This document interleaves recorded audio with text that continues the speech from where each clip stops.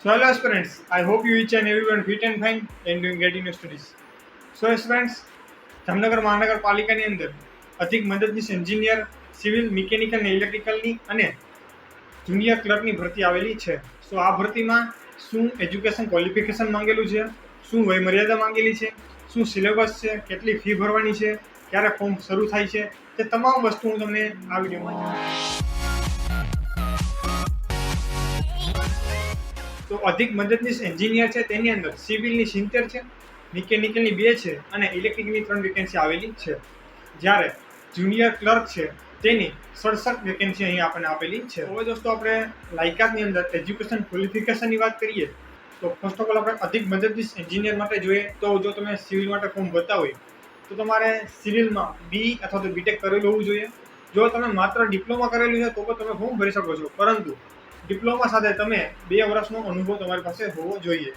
તેવી જ રીતનું જો તમે ઇલેક્ટ્રિકલમાં ફોર્મ ભરો છો તો તેમાં પણ જો તમે બી અથવા બીટેક કરેલું હોય તો તમે ચાલશો, પરંતુ જો તમે માત્ર ને માત્ર ડિપ્લોમા જ કરેલું છે ઇલેક્ટ્રિકલ ડિપ્લોમા તો તેની સાથે 2 વર્ષનો અનુભવ જોશે.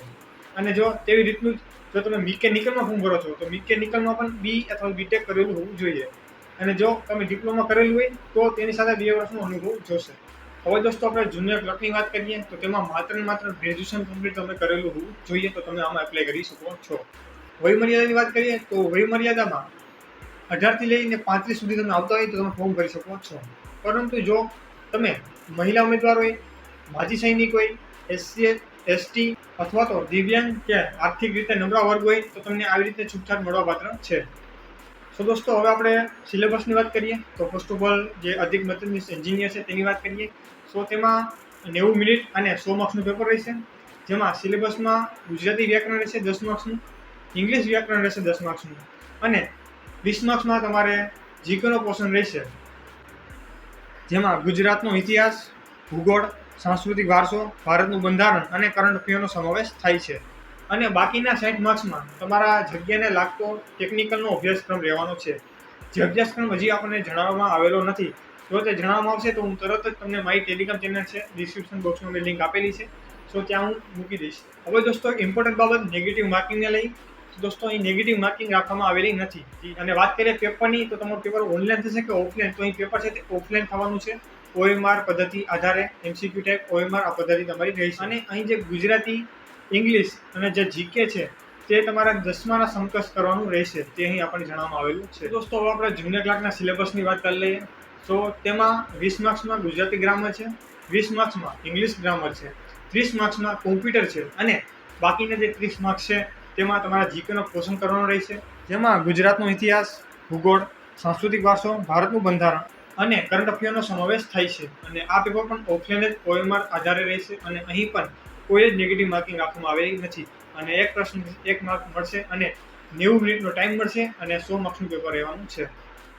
અને અહીં પણ દોસ્તો 35% લાવવા એટલે કે 35 માર્ક્સ લાવવા ફરજિયાત રહેવાના છે. અને દોસ્તો અહીં CPT પણ રહેવાની છે, એટલે જેટલી અહીં વેકેન્સી છે તેના 5 ગણા ઉમેદવારને બોલાવવામાં આવશે CPT માટે. અને CPT છે તે પણ 100 માર્ક્સની થવાની છે. એટલે કે OMR જે MCQ આધારે જે પેપર રહેવાનું છે તેના 100 માર્ક્સ અને જે CPT છે તેના 100 માર્ક્સ, એટલે ટોટલ 200માંથી તમારું ફાઇનલ મિનિટ અહીં બનવાનું છે. સો દોસ્તો હવે ફીનું સ્ટ્રક્ચર જોઈ લઈએ તો અહીં જે ફી છે તે 500 રૂપિયા ભરવાની છે. પરંતુ જો તમે SC ST અથવા તમે મહિલા ઉમેદવાર હોય કોઈ પણ વર્ગમાંથી અથવા તમે એક્સ-સર્વિસમેન હોય તો તમારે 250 રૂપિયા ફી ભરવાની રહેશે. અને જો તમે દિવ્યાંગ હોય તો તમારે કોઈ જ ફી ભરવાની રહેતી નથી. બીજી દોસ્તો એક ઇમ્પોર્ટન્ટ બાબત છે જેની તમને ખ્યાલ હોવો જોઈએ, તે છે દોસ્તો કે અહીં આપણને નોટિફિકેશનમાં પ્રાવધાન આપેલું છે કે અહીં જે કોન્ટ્રાક્ટ બેઝ ઉપર કામ કરી રહ્યા છે કર્મચારી, તેમને જે તે ગુણ મેળવે છે તેમાં તેમને તેના ગુણના 35% લેખે તમને વધારે તેનું વેટેજ છે તે આપવામાં આવશે, તેટલા વધારે ગુણ તેમને આપવામાં આવશે. જેમ કે 60 માર્ક્સ તેમને આવ્યા હોય તો તેમના 35% એટલે કે 20 થી 21 માર્ક્સ તેમને વધારે આપવામાં આવશે એક્ઝામની અંદર. આ થોડુંક ડિસએડવાન્ટેજ છે, કેમ કે અહીં આપણને ખ્યાલ છે કે ભાઈ 1-2 માર્ક્સ માટે પણ આપણે રહી જતા હોય છે મેરિટ માટે, અને અહીં ડાયરેક્ટ જ 35% છે તો થોડાક વધારે જ માર્ક્સ થઈ ગયા. તો આ એક થોડુંક છે. જો અત્યારે તો તેમના નોટિફિકેશનમાં આ છે, હવે જોઈએ આગળ શું કરે છે. જે અરજી છે તે તમારે ઓનલાઈન જે ઓજસની વેબસાઇટ છે ojs.gujarat.government.in છે તેની વેબસાઇટ પર જઈને કરવાની રહેશે. અને 1 તારીખથી 12 વાગ્યાથી શરૂ થશે અને 21 તારીખ સુધી રાતના 12 વાગ્યા સુધી રહેવાનું છે.